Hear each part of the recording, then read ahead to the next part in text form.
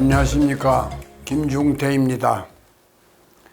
대한민국은 명예사관왕인과 동시에 불명예 사관왕이기도 합니다. 불명예 사관왕이란 첫째, 교통사고 사망률이 가장 높은 나라.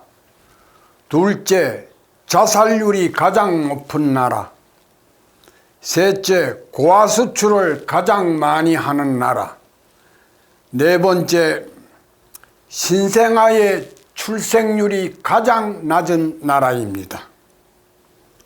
이번 시간에는 교통사고 사망률이 가장 높은 나라와 자살률이 가장 높은 나라에 관해 살펴보기로 하겠습니다. 교통사고로 젊은 나이에 사망하거나 자살로 생을 마감하는 것을 일러 비명횡사라 합니다. 횡이 뭐냐면은 나무목변의 누르왕자입니다. 횡은 거스릴 횡, 어긋날 횡으로 순리가 아닌 영리이기 때문에 횡사란 자연의 순리에 역행하는 비정상적인 죽음을 말합니다. 모든 인간을 홍익인간으로 만들기 위해 당군 왕검께서 가르치신 홍범구주 9번째 가르침은 오복과 육국이라 합니다. 자, 오복을 보시죠. 오복, 일활수입니다. 첫째, 오래 사는 것, 장수하는 것. 두 번째, 부, 너무 가난하지 않고 그냥 밥 먹게 유족하게 사는 것. 세 번째, 강령, 강은 마음 편할 강자고 영은 몸성할 영자입니다. 안녕할 때 영자가 바로 저거죠. 그러니까 건강은 몸만 튼튼하다고 건강한 것이 아니고 마음이 편안해야 됩니다. 마음이 평안하고 몸이 튼튼한 것, 그게 강령입니다. 사활 유호덕, 덕을 쌓는 것을 말합니다. 그런데 덕을 쌓는 것 중에 어떠면 살생을 하지 말고 생물을 가령 세장에 갇힌 새를 놓아준다든지 덫에 걸린 두더지나 어떤 산짐승을 갖다가 살게끔 놓아주는 거예요. 이게 유호덕입니다. 오활이 고정명입니다.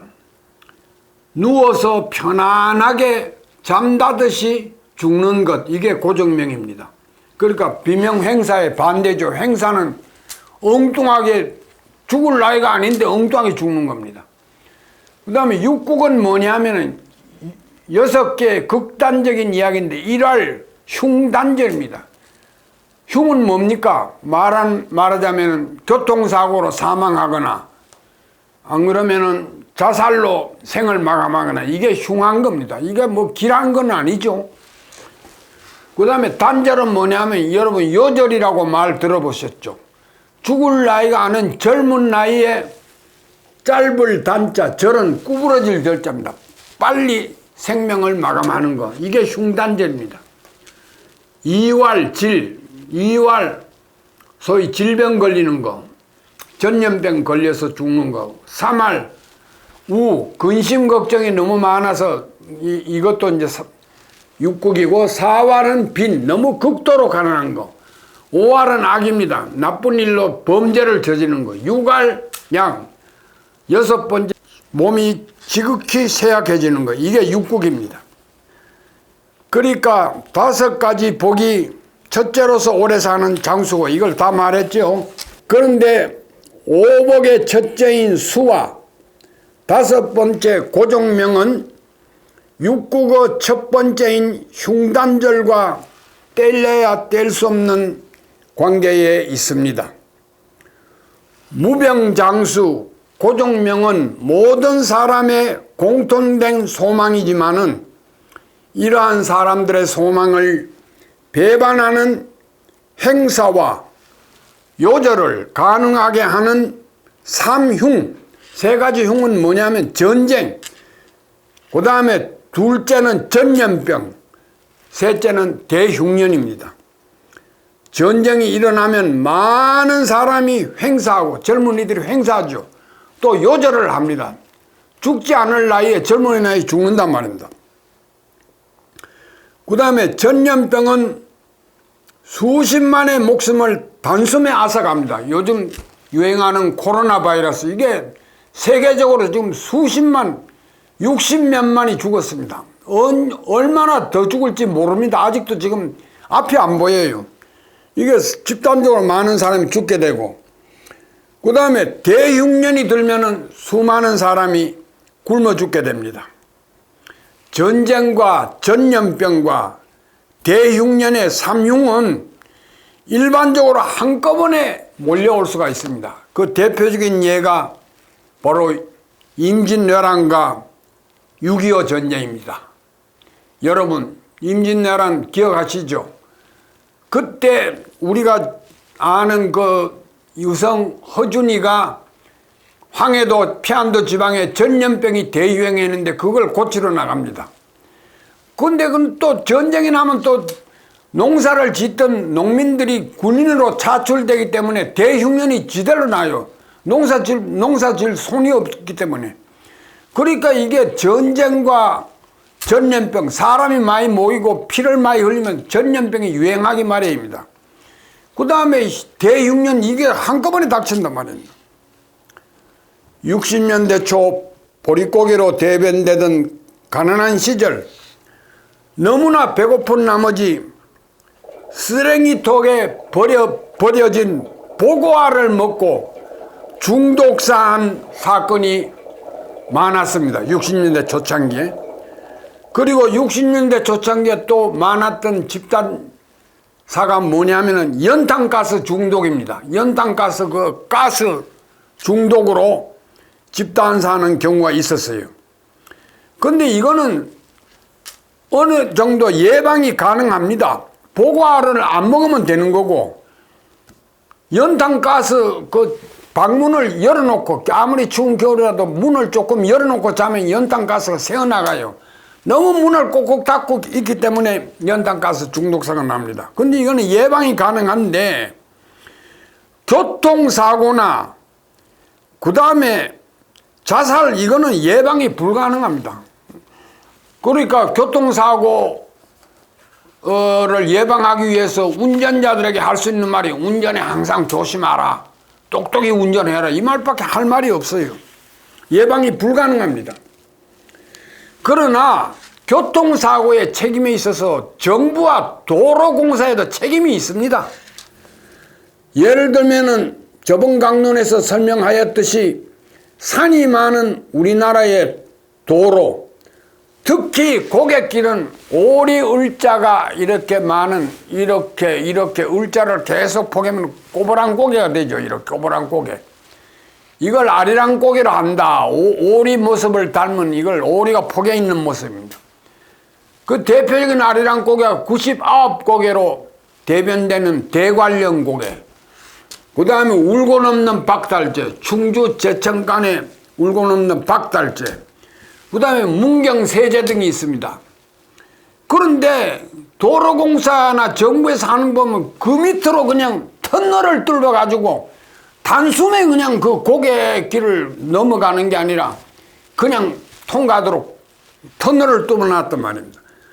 그런데 이게 참 문제입니다. 왜 문제냐 하면은 우리나라처럼 산천이 아름다운 나라가 없습니다. 그러면 99고개를 버스가 빨리 못 가죠. 천천히 이렇게 굽이굽이 가듯이 물 흐르듯이 유유히 버스가 가면서 계곡에 흐르는 물소리, 그 다음에 바람소리, 그 다음에 숯불에서 우는 새소리를 들으면서 시인된 마음으로 이 금수강산을 감상을 하면서 흘러간다면 얼마나 마음에 풍족하겠습니까? 근데 뭐 하려고 그냥 껌껌한 그냥 터널길로 5분 빨리 10분 빨리 가자고 터널을 뚫을 이유가 뭐 있냐 말입니다. 요즘 내가 문경세제 갈 때마다, 고향에 갈 때마다 놀래는 게 그 이화령곡에 그걸 그냥 사용을 안 해요. 그거 놔뒀다가 뭐합니까? 그 경치 좋은 걸 말이죠. 이거 정부 책임입니다. 그러니까 이런 산자수명한 아리랑 고개를 넘어가노라면 아무리 감성이 무딘 인간이라도 감성이 풍부한 시인으로 돌연변이 될 판인데, 이러한 예술적 아리랑 고개를 방치한 채 목숨을 걸고 직선으로 뚫린 터널을 빨리 달리할 이유가 어디에 있습니까? 빨리빨리 정신, 대한민국을 표현할 때 외국 사람들이 말해요. 빨리빨리, 이게 대한민국 정신이라고 하는데, 빨리빨리는 뭐냐면 박정희 정부 때 앞서가고 있는, 산업화에 앞서가고 있는 일본과 미국을 따라잡기 위해서는 빨리빨리 가야 따라가잖아요. 그냥 천천히 가면 못 따라가니까. 그러니까 산업화의 속도를 내자는 정신이지, 무슨 자동차를 빨리빨리 그냥 목숨을 걸고 빨리빨리 운전하는 건 아니란 말입니다. 빨리빨리 할 일이 따로 있지요. 뭐 때문에 이렇게 운전을 빨리빨리 합니까? 운전의 제일 요체는 안전하게, 그리고 승객들이 안심을 할 수 있게끔. 훌륭한 운전사는 뭐냐면 뒤에 탄 승객이 운전 잘한다, 마음에 안심을 할 수 있게끔 운전해 주는 게 가장 훌륭한 운전사입니다. 그냥 승객이 불안하게 그냥 고갯길을 미친 듯이 달리는 게, 이게 운전자도 불안하고 뒤에 탄 사람도 불안해요. 그래도 그러다 보면 꼭 사고가 난단 말입니다. 그러니까 정부에도 책임이 있다는 거죠. 그러니까 통행금지 시대에 소위 총알택시 운전사라는 게 있었습니다. 서울에서 노량진에서 대전까지 고속도로 350리 길을 그냥 50분 내로 달려가는 거예요. 그 목숨을 걸고 달려갑니다. 그런 운전이 필요합니까? 운전은 절대 안전하게 해야 됩니다. 그래야 비명 행사를 막을 수 있는 겁니다. 그 다음에 이 자살 예방책을 말하자면 예를 하나 들겠습니다. 당나라는 전국을 15개 도로 나누어서 도마다 순무사, 이게 개미 허리입니다. 이게 돌아다닐 순자. 개미가 동서남북 오만 대 쏘다닙니다. 이게 책받침 착자인데, 이게 돌아다닐 순, 동서남북 뭐 할 것 없이 그냥 돌아다닐 순. 이건 무는 뭐냐면 손수변에 없을 무자입니다. 그 없은 게 뭡니까? 마음은 형체가 없습니다. 손으로 마음을 어루만져 줄 무자입니다. 마음 어루만져 줄 무자.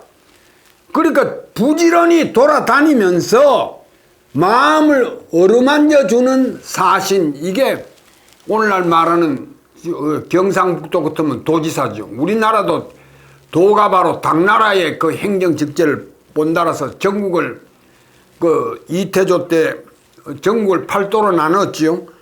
근데 전국을 15개 도로 나눠서 순무사를 두었는데, 그러니까 순무사라는 사람이 주지육림에 빠져가지고 방탕한 세월을 보내다 보니까 돌아다니면서 백성들이 어떻게 사는가를 시찰하고, 그 다음에 이 어려운 생활을 하고 있는 사람들의 그 아픈 마음을 어루만져 줘야 순무사의 역할인데 그 역할을 하지 못했어요. 그래서 안사의 난, 소위 알록산과 사사명의 난을 만나자 민심이 뿔뿔이 흩어져 당제국은 결국 멸망하고 말았습니다. 그런데 제가 왜 이야기를 하냐면, 최근에 발생한 그 두 가지 독특한 자살, 전 국민의 심금을 울린 자살을 두 개를 꼽아라면은 5, 6년 전에 일어난 송파구 모녀 자살 사건입니다. 그러니까 방세 50만 원을 딱 책상 위에 올려놓고 모녀가 자살해 죽었어요. 더 이상 폐를 끼치기 싫다고. 그게 있고, 그 다음에 2019년 작년에 관악구 봉천동에서 일어난 탈북자 모자의 자살 사건입니다. 그러니까 냉장고를 열어보니까 아무것도 먹을 거 아무것도 없고, 통장에 입금된 돈이 없어요. 영원히.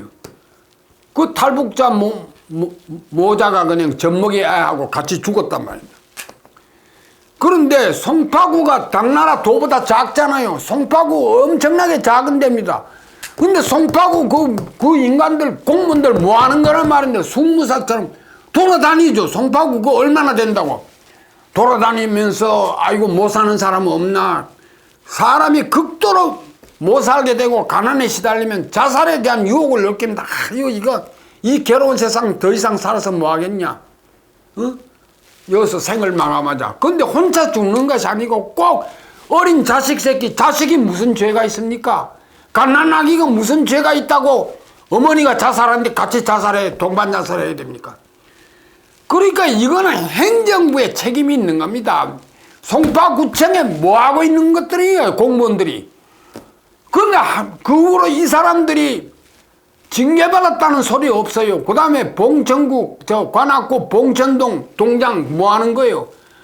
그 탈북자 그 모녀가 굶어 죽을 정도로 왜 그걸 안 돌아보냐 말이에요. 그거 돌아보면서 어떻게 사는가 이걸 돌아봐야 되는데 그게 바로 예방행정입니다.